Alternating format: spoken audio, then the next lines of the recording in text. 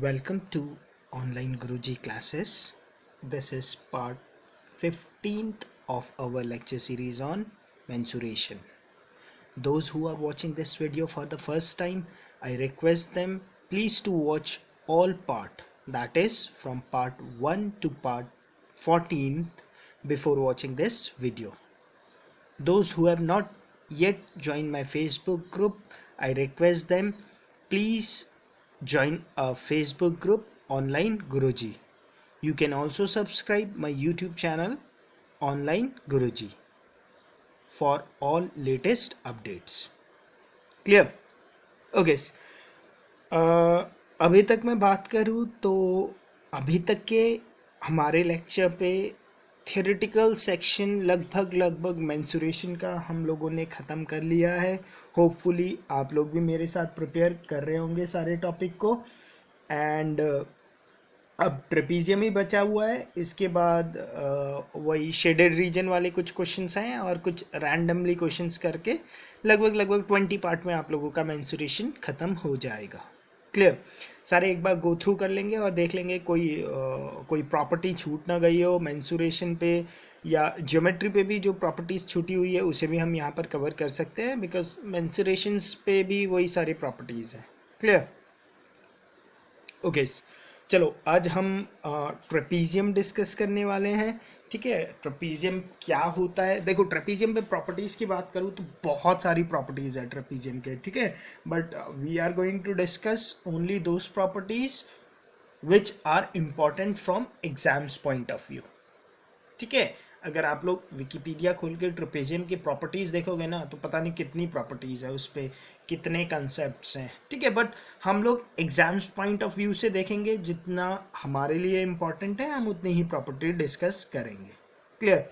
ज़्यादा करके भी कुछ फ़ायदा नहीं है, आना वही क्वेश्चन है जो हर बार आता है. ठीक है ना? क्लियर? ओके, चलो देखते हैं ट्रेपीजियम होता क्या है और इसकी प्रॉपर्टीज़ देखते हैं. क्लियर? ओके, ट्रेपीजियम है क्या?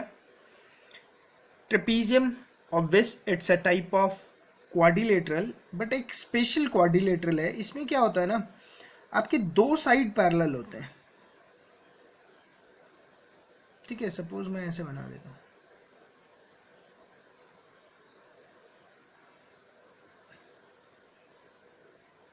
क्लियर?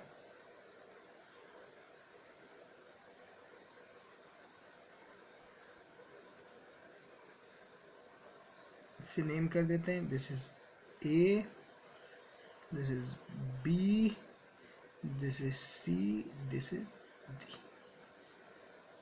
ठीक है, तो ऐसा क्वाड्रिलेटरल, क्लियर, ऐसा क्वाड्रिलेटरल जिसके दो साइड पैरेलल हो. क्लियर? ऐसा क्वाड्रिलेटरल जिसके दो साइड्स पैरेलल हो उसे हम क्या बोलेंगे? ट्रेपीजियम. क्लियर? ओके, देखो इस पे क्या है, ये AB is parallel to your CD. Clear? Okay, अब देखो इसके लिए इस ठीक है, और ये जो AD और BC है ना, इसे बोलते हैं non parallel side of trapezium. Clear? Non parallel side. Okay, चलो देखते हैं. सबसे पहले देखते हैं ट्रेपीजियम आया तो इसका एरिया कैसे निकालेंगे. कॉन्सेप्ट लिखो, एरिया ऑफ ट्रेपीजियम.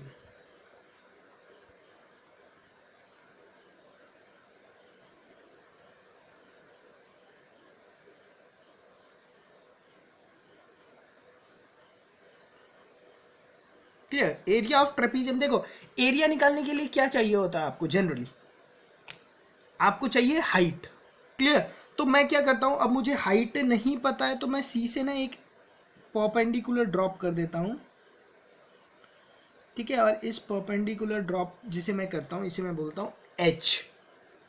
क्लियर? क्या बोलता हूं इसे? एच. तो एरिया ऑफ ट्रेपीजियम क्या हो जाएगा? Half into sum of two parallel side. ठीक है, ए बी और सी डी दो पैरेलल साइड है ना, इनके लेंथ को प्लस कर देना है. A B plus C D और इससे आपको मल्टीप्लाई कर देना है इस हाइट से। तो ये जो आता है that is your area of trapezium. Clear? ठीक है, एरिया ऑफ ट्रेपीजियम बहुत इंपॉर्टेंट है, इस पे क्वेश्चंस पूछते हैं। Area of trapezium is half into sum of two parallel side A B plus C D into height. ठीक है, कि ये दो जो पैरेलल साइड है इनके बीच में डिस्टेंस कितना है उसे हम मल्टीप्लाई कर देंगे, तो ये आ जाएगा आपका एरिया ऑफ ट्रेपीजियम। क्लियर?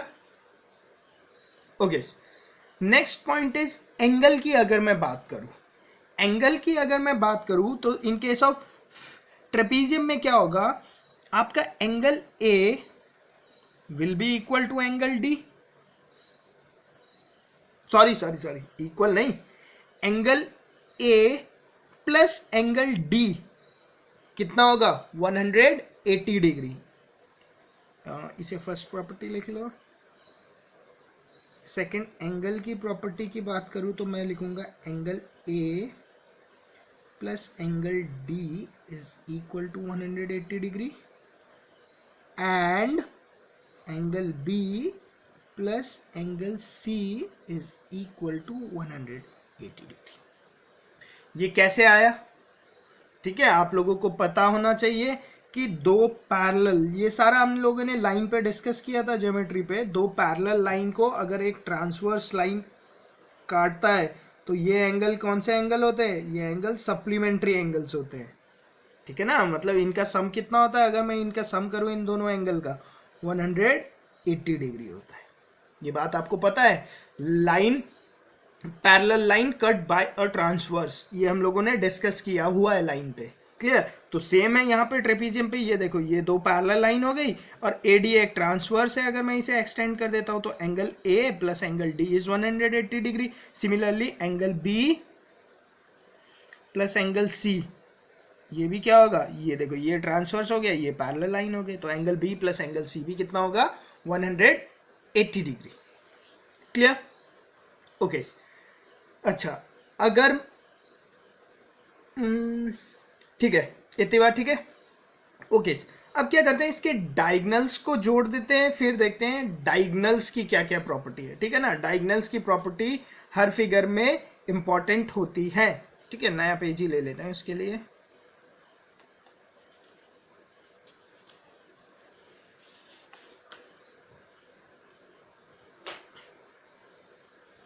सी हमारा ट्रेपीजियम एक बड़ा ट्रेपीजियम बना लेता है।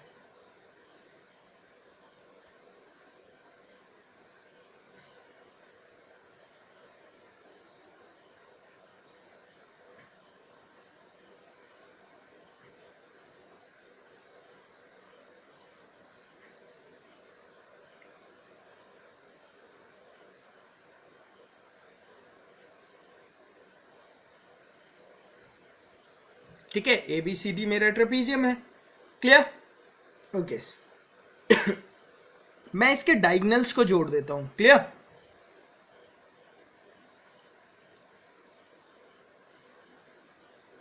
ए सी को जोड़ दिया मैंने,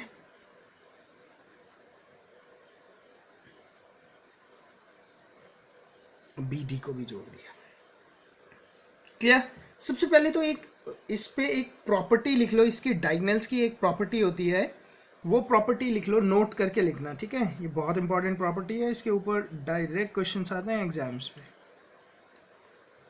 ठीक है, in case of a trapezium sum of squares of diagonal that is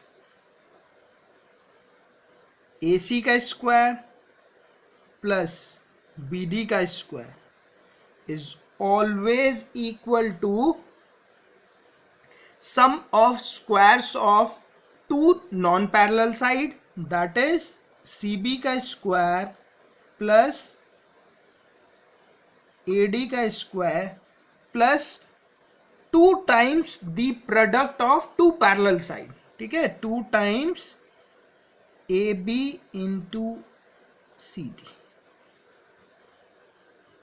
clear? ठीक है ना, इस प्रॉपर्टी को याद रखना। एक तो डायरेक्टली आपके एग्जाम्स में पूछ लिया जाता है ये property, in case of a trapezium which of the following is true. उस पर एक चीज ये लिखा होगा, AC का स्क्वायर प्लस BD का square is nothing but non parallel side जो CB का स्क्वायर प्लस AD का square plus 2 times in parallel side का स्क्वायर। ठीक है, ये प्रॉपर्टी याद रखना, आपके एग्जाम्स पे ये प्रॉपर्टी डायरेक्टली पूछी जाती है, इस पे क्वेश्चंस भी बन जाते हैं आराम से।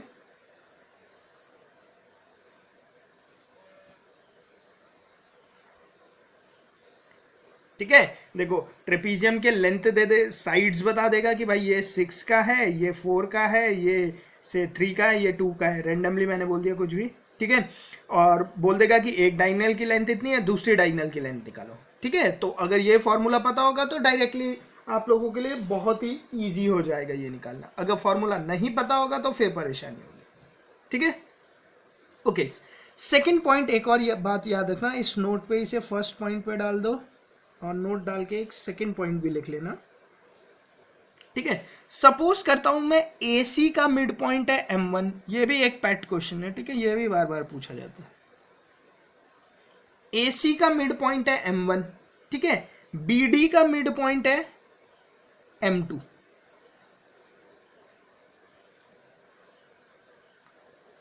ठीक है, AC का मिड पॉइंट है M1, BD का मिड पॉइंट है M2। क्लियर? अगर मैं इस M1 और M2 को ज्वाइन कर दूं, क्लियर, तो पूछा जाता है आपसे लेंथ क्या होगा इनका, M1 M2 के बीच का डिस्टेंस कितना होगा। क्लियर, तो लिख लो M1 M2 के बीच का जो डिस्टेंस होगा, M1 M2 is equal to modulus AB, क्या हुआ, AB minus CD upon 2।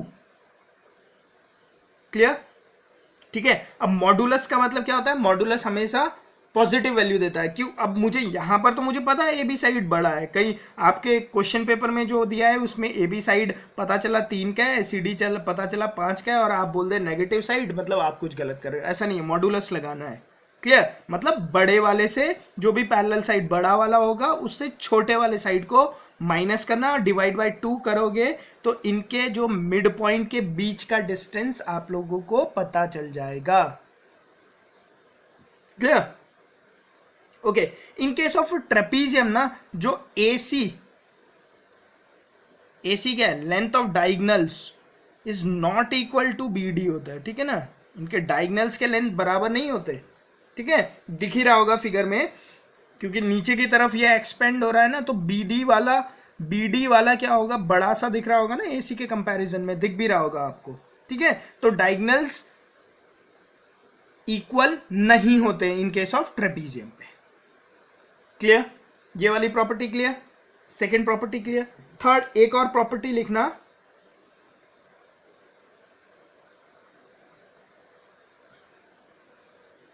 Diagonals intersect, लिख ही देता हूं मैं, इसे समझते हैं भी है। फिर डायगोनल्स intersect each other, ये भी बहुत important property, each other proportionally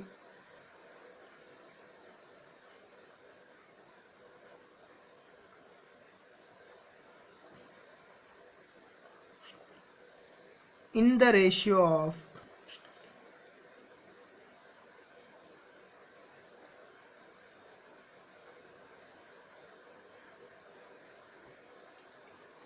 ऊपर काफी स्पेस है, इन the ratio of lengths of parallel side.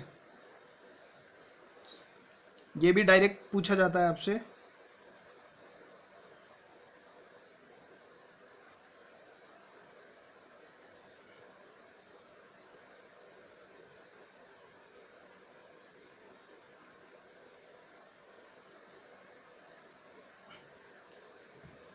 Clear? इसका मतलब क्या हुआ, क्या लिखा मैंने, diagonals intersect each other proportionally. ठीक है, प्रोनाउंसिएशन नहीं हो रहा, टंग ट्विस्टर हो गया ये तो मेरे लिए। ठीक है, इन the ratio of lengths of parallel side. ठीक है, अब इसका मतलब क्या है इसे समझने की कोशिश करते हैं। क्लियर, कि कैसे वो इंटरसेक्ट करते हैं। क्लियर, अगर मैं बात करूं इस ट्राइंगल के लिए, देखता हूं, इसे मैं बोल देता हूं ओ। ठीक है, अब दो ट्राइंगल है आपके लिए, ओ सी डी और ओ ए बी। क्लियर, अच्छा, अगर मैं इसे बोलूं ये एंगल 1 है, तो ये क्या होगा, ये भी एंगल 1 होगा। क्यों होगा, ऑल्टरनेट्स एंगल। क्लियर, देख रहे हैं ना, दो पैरेलल लाइन के बीच में ट्रांसफर आया तो ऑल्टरनेट एंगल्स मैंने आप लोगों को समझाया था। Clear, angle 2 is equal to angle 2, alternate angles दोबारा से। Clear, and this angle, angle 3 is equal to angle 3। Clear, तो इसका मतलब क्या हुआ, इसका मतलब मैं ये बोल सकता हूं कि my triangle O A B is similar to my triangle O C D. इसका मतलब ये जो दो ट्राइंगल है ये सिमिलर है, मतलब ये ट्राइंगल इस ट्राइंगल के सिमिलर है। क्लियर,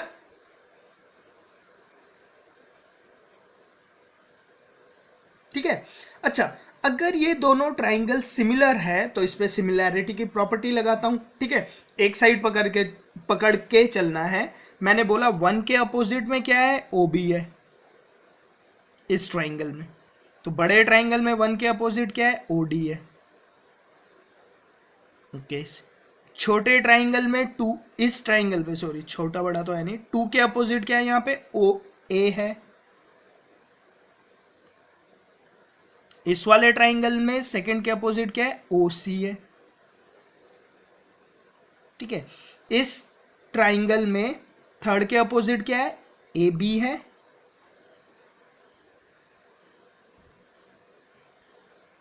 और इस ट्राइंगल में थर्ड के अपोजिट क्या है, सी डी है। क्लियर, तो जो हम लिखना चाहते थे ना, diagonal intersect each other proportionally in the ratio of length of parallel side, वो यही हुआ। देखो, डायगोनल ने इंटरसेक्ट करा तो ओ डी के प्रोपोर्शनल साइड कौन सा है, parallel proportional side C D है।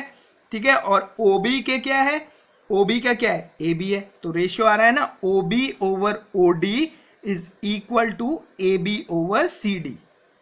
क्लियर, और अगर इस डायगोनल के लिए देखोगे, देखो इस डायगोनल के लिए जिस पॉइंट पे वो इंटरसेक्ट हुआ, ओ ए के साथ कौन सा वाला साइड है उसका, ए बी वाला साइड है। देखो ओ ए के साथ ए बी वाला साइड है, और ओ सी के साथ कौन सा साइड है, सी डी वाला। तो यही बात इधर लिखने की कोशिश की गई है, अगर आप समझ गए होंगे होपफुली, कि diagonal intersect each other proportionally in the ratio of length of parallel side, intersect करते हैं सेम रेशियो पे। क्लियर, ये मैंने आपको प्रूफ भी दिखा दिया यहां पे। क्लियर,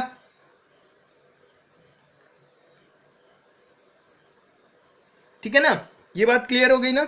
ये भी बहुत इंपॉर्टेंट कंसेप्ट है, डायरेक्टली आपको यहाँ पर सिमिलर ट्राइंगल के एप्लीकेशन से ये प्रूफ दिख रहा है। ठीक है ना, आप लोगों को डायरेक्ट ये पता होना चाहिए, डायरेक्ट क्वेश्चंस पूछे जाते हैं आपसे।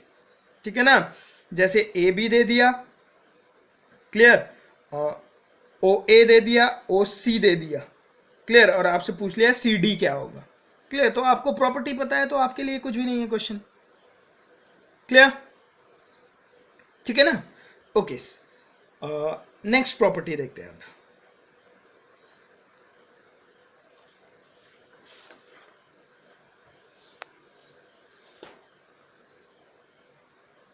एक और ट्रेपीजियम बना लेते हैं दोबारा से बड़ा सा।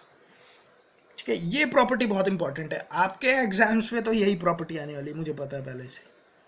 ठीक है, यही प्रॉपर्टी पूछता है वो बार बार आप लोगों से, कि एसएससी पे ज़्यादा टफ क्वेश्चन आने नहीं, बट चाहे तो इस क्वेश्चन को भी इतना टफ बनाया जा सकता है कि यही क्वेश्चन सॉल्व ना हो।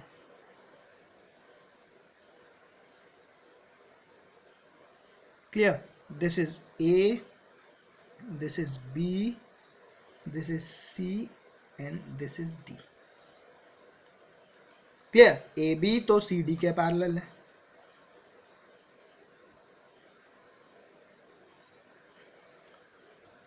मैंने क्या बोला, मैंने जो दो नॉन पैरेलल साइड थे AD और BC, इन दोनों के जो मिड पॉइंट्स थे उन्हें ज्वाइन कर लिया।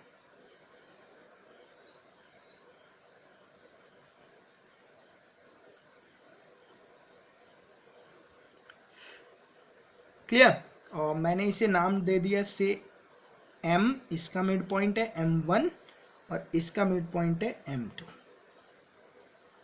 क्लियर? नॉन पैरेलल साइड के मिड पॉइंट को मैंने ज्वाइन कर लिया। क्लियर? अच्छा, मिड पॉइंट को ज्वाइन करने के बाद जो लाइन आई ना M1 M2, इसे बोला जाता है मीडियन, मीडियन ऑफ ट्रेपीजियम। क्या बोला जाता है? मीडियन। पढ़ा था ना ट्राइंगल में भी median. Median is a line which divide opposite side in two equal parts. ठीक है, तो वैसे ये मीडियन है। किसका मीडियन है? ट्रेपीजियम का मीडियन। ठीक है, अब आपसे पूछा जाता है कि इस मीडियन का लेंथ क्या होगा। क्लियर? तो इस मीडियन का लेंथ, लेंथ ऑफ मीडियन, ठीक है, जो है कि यहां पर है M1 M2, length of median is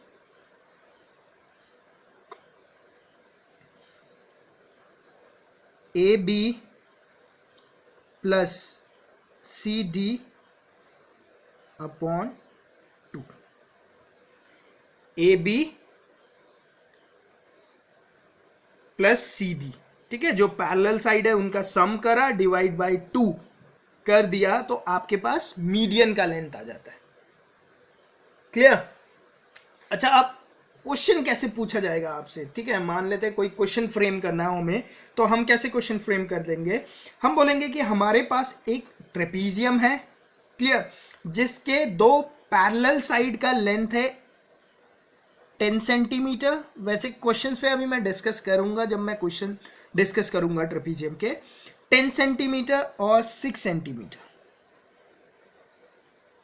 ऐसा दिया है। दो नॉन पैरेलल साइड के मिड पॉइंट को मैंने मिलाया, उन दोनों मिड पॉइंट को मिलाने के बाद मेरे पास एक नया ट्रेपीजियम फॉर्म हुआ। उस ट्रेपीजियम को मैंने बोला A B M2 M1। Clear? मैंने दोबारा से जो ट्रेपीजियम बना A B M2 M1, इसके मिड पॉइंट को दोबारा से मिलाया,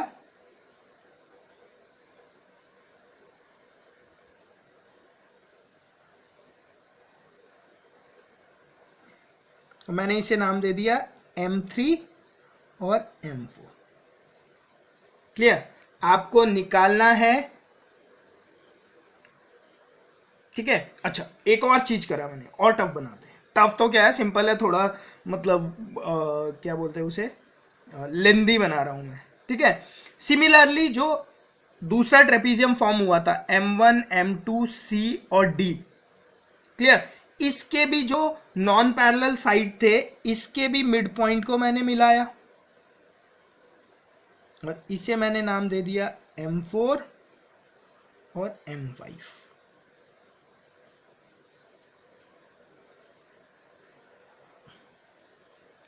क्लियर? और फाइनली आपसे पूछा गया what will be the length of M3 M4 plus M1 M2 plus M4 M5, इन तीनों का सम क्या होगा? मान लो ऐसा कोई क्वेश्चन आ जाता है। क्लियर? ठीक है, देखो क्वेश्चन तो बेसिक्स है बहुत, ठीक है, बट अगर इसे लैंग्वेज में लिखने जाएंगे तो बहुत लंबा सा लगेगा और लगेगा कि बहुत टिपिकल सा क्वेश्चन आ गया। क्लियर? कुछ भी नहीं है क्वेश्चन पे। सबसे पहले देखो इस वाले ट्रेपीजियम को, बड़ा सा ट्रेपीजियम ABCD, क्लियर, इसके मिड पॉइंट थे M1 M2, तो मुझे पता है मिड पॉइंट है, तो मिड पॉइंट कितना होने वाला है? ये होने वाला है आपका 10 + 6 divide by 2, this is 16 divide by 2, 8 centimetre का। क्लियर? अब सिमिलरली इसे मिलाया गया है, तो अब ये निकालना है मुझे, तो ये कैसे निकालूंगा मैं? अब देखो ये वो लाइन हो जाएगी ना, 8 वाली हो जाएगी और 10 वाली हो जाएगी, इन दोनों का सेंटर ये है, तो मैं बोलूंगा 8 + 10 divide by 2 which is equal to 9 centimetre. और इसे निकालने के लिए 6 + 8, क्योंकि अब आपने ना ये नीचे वाले ट्रेपीजियम को नहीं सोचना है, क्लियर ना, आप लोगों ने बस ऊपर वाले ट्रेपीजियम को देखना है। अब आपने ये देखना है M1 M2 C और D, इस वाले ट्रेपीजियम को देखना है। तो ये हो जाएगा 6 + 8 divide by 2, this is 14 divide by 2 7। तो आंसर कितना आ गया? आंसर आ गया मेरे पास 9 + 8 + 7, दिस इज इक्वल टू कितना होगा? 8 + 7 15, 15 + 9 24, 24 सेंटीमीटर। क्लियर? ओके, ठीक है ना। तो क्वेश्चंस जैसे भी आ सकते हैं, क्वेश्चन इस क्वेश्चन को बहुत भयंकर टिपिकल भी बनाया जा सकता है, ठीक है ना। अगर आपको फाइनली ये बोल दिया जाए ना कि मेरे पास बोल देगा एक साइड था 10 का, ठीक है, तब भी इतना टिपिकल नहीं बनेगा, थोड़ा और लेंदी हो जाएगा। एक साइड था 10 का, एक साइड था x का, और ये सारे केस दिए जाएंगे और बोलेगा M3 M4 M1 M2 और M4 M5 की लेंथ है वो 24 सेंटीमीटर थी, आपको निकालना है CD का लेंथ कितना होगा। तो आप CD को x मानोगे, फिर उससे x से अब चलोगे इसकी तरफ, फिर x को सॉल्व करके निकालोगे, ठीक है। तो उससे थोड़ा और लेंदी हो जाएगा। तो क्वेश्चंस तो बनाने को तो कुछ भी बना सकते हैं, ठीक है ना, जितना टिपिकल किसी भी टॉपिक को उठा के उसमें कितना भी टिपिकल क्वेश्चन बनाया जा सकता है, क्लियर। बट आप लोगों के लिए इतना कंसेप्ट काफी है, क्लियर, यहां तक इतना काफी है, ठीक है। नेक्स्ट देख लेते हैं, एक स्पेशल केस होता है आइसोसेलेस ट्रेपीजियम का, ठीक है। क्या होता है आइसोसेलेस ट्रेपीजियम वो भी देख लेते हैं।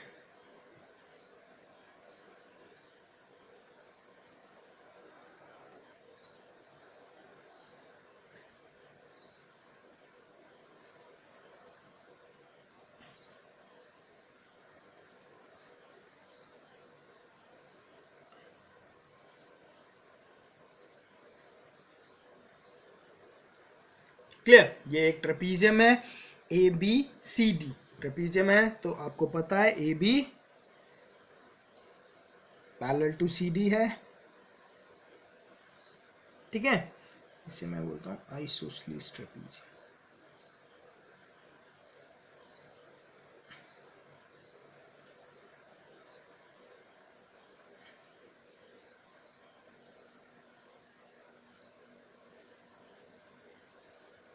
क्लियर। अच्छा, अब आइसोसेलेस ट्रेपीजियम क्या होता है, ठीक है।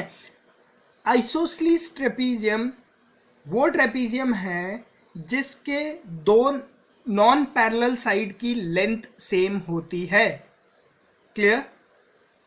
Isosceles trapezium is a special case of trapezium in which the length of two non-parallel sides are equal. इसका मतलब AD is equal to CB है, length.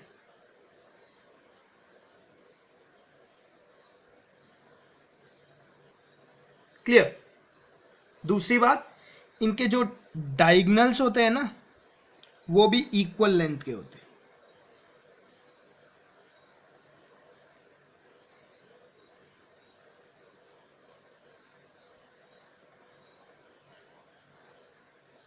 Length of diagonals are also equal, clear.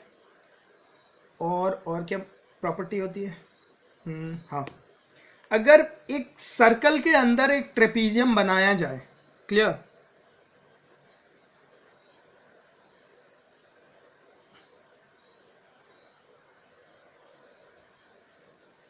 Clear,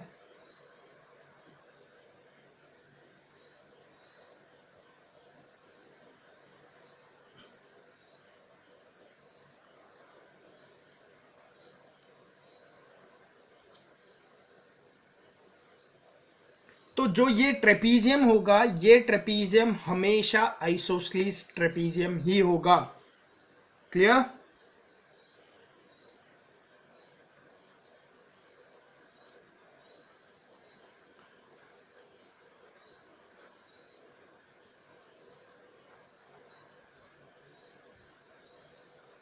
clear, okay, ठीक है, ठीक है ना।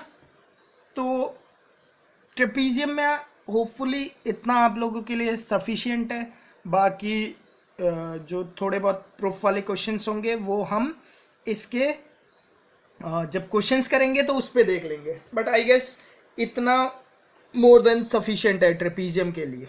ठीक है, इतने में आप लोग सारा क्वेश्चन कर लोगे ट्रेपीजियम के, इतनी थ्योरी काफ़ी है। क्लियर, बाकी इसका क्वेश्चन डिस्कस कर लेंगे अपने नेक्स्ट लेक्चर में। ठीक है, होपफुली आपको ये लेक्चर पसंद आया होगा। क्लियर, अगर लेक्चर पसंद आया है तो प्लीज़ इसे लाइक पक्का से कीजिए। ठीक है, अपने फ्रेंड्स लोगों के ज़्यादा से ज़्यादा शेयर कीजिए ऑनलाइन गुरुजी के बारे में। ठीक है, उन्हें बताइए कि वीडियोस लेक्चर अवेलेबल है, फ्री है एकदम। ठीक है, वो लोग भी इन्हें देख सकते हैं। अगर उन्हें अच्छा लगा तो वो चैनल को सब्सक्राइब कर सकते हैं। ठीक है, चैनल को फॉलो कर सकते हैं, फेसबुक के ग्रुप को भी ज्वाइन कर सकते हैं। ठीक है, बाकी जिन लोगों ने ज्वाइन कर लिया है फेसबुक का group, that is well and good. ठीक है, फेसबुक के ग्रुप पे हम लोगों ने डेली वोकैबलरी भी मैं आप लोगों को पोस्ट कर रहा हूँ। ठीक है, उन वोकैबलरी को आप लोगों को क्या करना है, उन वोकैबलरी को कॉपी में नोट डाउन करना है, या आप लोग एक A4 शीट में, मतलब मालूम है कैसे कर सकते हो, वोकैब कार्ड बोलते हैं उसे। ठीक है, आप लोग क्या करो, एक कार्ड काट लो। ठीक है, देखो कैसे करना है। प्लेइंग कार्ड देखे हैं ना, जैसे प्लेइंग कार्ड जैसे कार्ड बना लो अपने पास। क्लियर, ऐसे। ठीक है, प्लेइंग कार्ड जैसे कार्ड बना लो, A4 शीट को काट के। क्लियर, यहां पर वर्ड लिखो, 10 वर्ड लिखो एक कार्ड, 5 6 7 8 9 10 वर्ड लिखो एक कार्ड में, और इसके ठीक अपोजिट साइड्स में उनके मीनिंग लिखो। क्लियर, मतलब यहां पर आपने लिखा है ना, तो पीछे वाले साइड पे इनके मीनिंग लिखो। क्लियर, ऐसे कार्ड्स बनाओ और इन कार्ड्स को अपने जेब में रखो।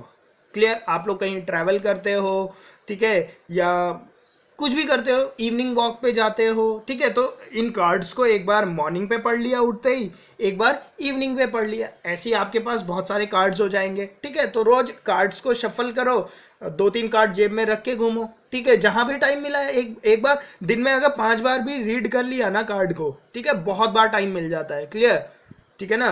24, आपको वोकैबलरी के लिए कोई स्पेशल टाइम निकालने की जरूरत नहीं है। आई डोंट थिंक कि निकालने की जरूरत है। कहीं पता चला कि आप अपने टाइमिंग से 2 घंटे वोकैबलरी के लिए निकाल रहे हो, ऐसे करने की जरूरत ही नहीं है आप लोगों को। वोकैबलरी कार्ड बनाया आप लोगों ने, ठीक है, एक दिन में 2 कार्ड बनाओ, क्योंकि मैं 20 वर्ड ही पोस्ट कर रहा हूँ आपको। ठीक है, 2 कार्ड बना लिया आपने, 2 कार्ड बने, उन 2 कार्ड को याद कर लिया, उन 2 कार्ड को लेकर आप दिन भर अपने साथ चलो। क्लियर, आप लोग क्लास पे जाते हो, क्लास पे जाओ, जॉब पे जा रहे हो, जॉब पे जाओ, वो कार्ड अपने पास रखो। जब भी टाइम मिलता है एक बार वो कार्ड को रिवाइज कर लो। क्लियर, दोनों कार्ड पढ़ लिया, और जो मतलब आता है उसको मतलब देखते रहो, जिसका मतलब नहीं आता उसे रिवर्स करो अपने कार्ड को और पीछे देखो मतलब। ठीक है, ऐसा करके देखो, आपको शाम तक रटने की जरूरत ही नहीं पड़ेगी। आपको शाम तक वो कार्ड ऑटोमेटिकली पूरा याद हो चुका होगा। क्यों? क्योंकि दिन में आप लोग 3-4 बार उस कार्ड को देखोगे तो वो याद हो जाएगा। क्लियर, तो उन 2 कार्ड को रख लिया, नेक्स्ट डे जो नए 2 कार्ड्स बने उन कार्ड को लेकर घूमो। ठीक है, फिर संडे को आओ तो रिवीजन का मैं डे देता हूं, आप लोग सारे कार्ड एक बार रिवाइज कर लो। क्लियर, फिर 2 नए कार्ड बनेंगे, फिर अब क्या करो, अब 4 कार्ड रखने शुरू कर दो अपने पास। ठीक है, वो तो आपको अपने हिसाब से अरेंज करना है, कैसे करना है। तो ऐसे भी आप लोग वोकैबलरी को याद कर सकते हो, और इसके लिए आप लोगों को कोई स्पेशल एफर्ट लगाने की जरूरत नहीं पड़ेगी। ठीक है ना, वोकैबलरी कार्ड रखो अपने पास और इस तरीके से भी याद कर सकते हैं। क्लियर, अब देखो याद करने के तो 100 तरीके हैं। ठीक है ना, कितने लोगों की तो मेमोरी इतनी अच्छी होती है कि वो एक बार पढ़ते ही याद हो जाती है। किसी किसी की मेमोरी चलो एक बार में याद नहीं होता, 2 बार में याद हो जाता है। ठीक है, किसी को 4 बार याद होता है। अब किसी किसी को ऐसा है कि एक बार याद हो गया कभी वो भूलता ही नहीं है। कोई क्या है 2 दिन में भूल जाता है। ठीक है, तो आप को कैसे याद रहता है, कितने बार पढ़ना पड़ता है, वो तो आपको पता होगा, मुझे नहीं पता। ठीक है, but basic ideas, basic tricks मैं आप लोगों को दे सकता हूँ कि हाँ ऐसा करके आप लोग याद रख सकते हो। क्लियर, जब मुझे याद करना था वोकैबलरी, जब मैं याद करता था वोकैबलरी, तो मैं ऐसे ही याद करता था वोकैबलरी को। ठीक है, कार्ड्स बनाता था आपने, ठीक है, और लेकर घूमता था, तो खुद में खुद याद हो जाते हैं सारे वर्ड्स। क्लियर, और बाकी कोशिश कर रहा हूँ कि मैं मेंसुरेशन के वीडियो को जल्दी से जल्दी ख़त्म करूँ, ठीक है। मेंसुरेशन का वीडियो ख़त्म हो गया तो एक मेजर मैथ्स का चंक ख़त्म हो जाएगा हमारा, ठीक है। फिर तो छोटे छोटे टॉपिक, पार्टनरशिप बच जाएगा, रेशियो बच जाएगा, क्लियर, पार्टनरशिप बच जाएगा, रेशियो बच जाएगा, और क्या बचेगा, एजेस बच जाएंगे, और चेन रूल बच जाएगा। एक दिन का लेक्चर है चेन रूल, एक दिन का लेक्चर है एजेस, ठीक है। 2 दिन का लेक्चर है रेशियो, क्लियर। तो वो तो छोटे छोटे लेक्चर है, यूं ही निपट जाएंगे, क्लियर। उसके बाद हम लोग क्या करेंगे, वो प्लान है जो मेरे दिमाग पे, वो मैं आप लोगों के साथ बाद में शेयर करूंगा, ठीक है। कैसे आगे स्ट्रेटेजी बढ़ाएंगे हम लोग, ठीक है। बाकी इंग्लिश के वीडियोस भी स्टार्ट करने हैं, ठीक है। बेसिक ग्रामर में सब्जेक्ट वर्ब एग्रीमेंट, टेंसेस, और subject verb agreement, tenses, direct indirect, active passive voice, ठीक है। ये मैंने आप लोगों को प्रॉमिस किया है कि ये मैं आप लोगों को करा दूंगा, मीन्स मैं करा दूंगा, क्लियर। बाकी टॉपिक्स भी देखेंगे धीरे धीरे जितना टाइम मिलता है, ठीक है। बैंक पीओ के रीजनिंग के भी लेक्चर बनाने हैं, ठीक है। क्वाड्रेटिक इक्वेशंस का मैंने बना दिया, और अब एक एक अप्रॉक्सीमेशन के वीडियोस बनाने हैं रीजनिंग के लिए, ठीक है। मैथ्स पे डेटा इंटरप्रिटेशंस, ठीक है। तो इट्स लाइक बहुत कुछ है अभी करने के लिए, ठीक है ना। आप लोगों के बहुत रिक्वेस्ट आते हैं मुझे, ठीक है, बट अब मेरे एंड से भी सोचना कि मेरे लिए भी पॉसिबल नहीं है, ठीक है ना। तो एक एक क्या बोलते हैं, एक टारगेट लेकर ही हम लोग चल सकते हैं, ठीक है। ज़्यादा से ज़्यादा कोशिश करेंगे कि मैक्सिमम से मैक्सिमम स्टूडेंट जो ऑनलाइन गुरुजी के साथ ज्वाइन होता है उन्हें प्रॉफिट हो, क्लियर, ठीक है ना। ओके, होपफुली आपको ये लेक्चर पसंद आया होगा। लेक्चर पसंद आया है तो प्लीज़ लेक्चर को देखने के बाद उसे लाइक पक्का से कीजिए, ठीक है, अगर पसंद आया तो, ठीक है ना, क्लियर। जब 5,000 व्यू होते हैं, ठीक है, तो 100 लाइक्स आते हैं, इसके मतलब 100 बच्चों को मुझे पता चल जाता है कि हाँ 5,000 बच्चों ने वीडियो देखा और 100 बच्चों को ये वीडियो पसंद आया है, क्लियर। तो इससे क्या है, इम्प्रूवमेंट की गुंजाइश रहती है हमेशा, क्लियर। ओके, चलो काफ़ी लेक्चर हो गया, थैंक यू।